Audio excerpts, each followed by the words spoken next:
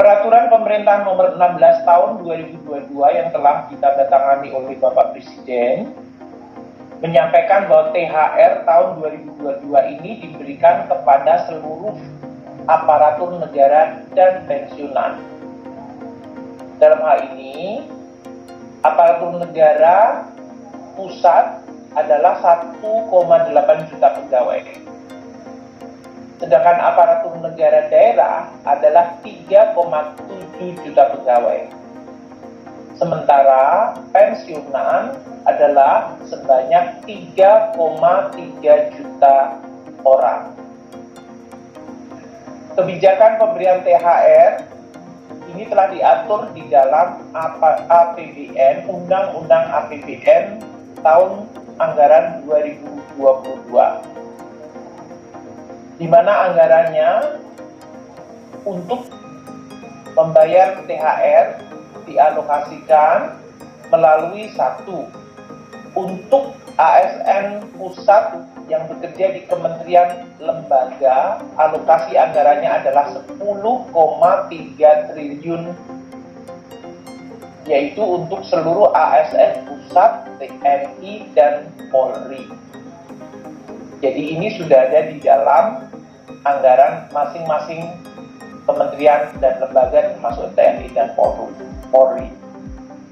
Untuk ASN daerah atau aparatur negara daerah, anggarannya berasal dari dana alokasi umum, yaitu sekitar 15 triliun. Ini untuk ASN daerah, baik PNS daerah maupun PPPK. Dan sumber ini dari DAU dapat ditambahkan dari APBD tahun anggaran 2022 sesuai kemampuan fiskal dari masing-masing pemerintah daerah dan sesuai dengan ketentuan peraturan yang berlaku. Sedangkan anggaran untuk THR pensiunan itu berasal dari pos bendahara umum negara, yaitu sebesar 9 triliun rupiah.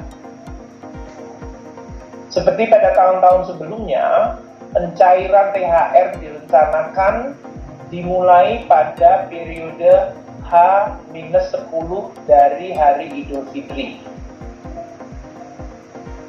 Dalam hal ini, kementerian lembaga akan mengajukan surat perintah membayar ke KPPN dimulai hari Senin nanti, yaitu tanggal 18 April 2022 dan dapat dicairkan oleh KPPN sesuai mekanisme yang berlaku. Nah, dalam hal THR tersebut belum bisa dibayarkan karena masalah teknis, sampai dengan sebelum hari raya terjadi, THR tetap dapat dibayarkan sesudah hari raya Idul Fitri. Tentu kita berharap ini tetap bisa dibayarkan sebelum hari raya Idul Fitri. Tapi kalau ada beberapa kasus di mana itu belum bisa dilakukan karena masalah teknis, dia tetap dapat dilakukan sesudah hari raya. Saya berharap semuanya akan bisa dilakukan mulai pada H-10, sehingga dalam hal ini ASN dari pusat dan daerah, TNI, Polri, dan pensiunan sudah bisa menerima THR sebelum hari raya. Kami mengucapkan terima kasih atas seluruh dedikasi aparatur negara, TNI, Polri, dan pusat maupun daerah yang terus bekerja mengawal pemulihan ekonomi dan memberikan pelayanan kepada masyarakat, termasuk melindungi masyarakat. Apalagi di dalam konteks hari ini akan terjadi kemungkinan mudik yang sangat besar. Tentu mereka akan bekerja luar biasa, baik dari sisi petugas-petugas yang menjaga untuk kelancaran dan keamanan, baik dari sisi transportasi, kesehatan, maupun logistik lainnya. Dedikasi juga telah diberikan selama 2 tahun pada saat pandemi terjadi. Untuk gaji ke-13, pengaturan pemberian THR di dalam PP nomor 16 2022 tersebut juga mengatur pemberian gaji ke-13.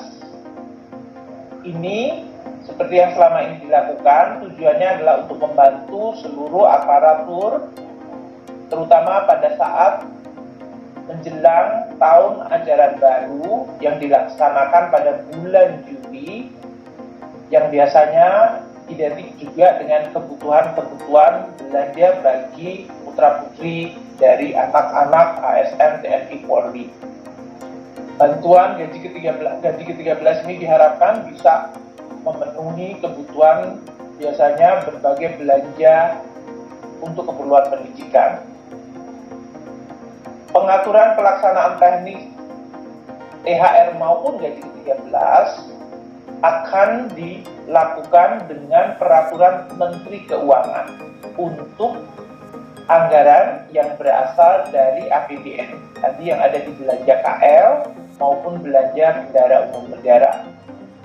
Sedangkan untuk ASN daerah akan diatur lebih lanjut dengan peraturan kepala daerah atau perkada. Ini adalah karena sumber dananya adalah dari APBD. Kebijakan pemberian THR dan gaji ke-13 tersebut diharapkan akan bisa terus memberikan faktor yang makin kondusif untuk masyarakat dalam beraktivitas dan dalam menjalankan kegiatan-kegiatan, sekaligus juga untuk terus membantu pemulihan ekonomi Indonesia.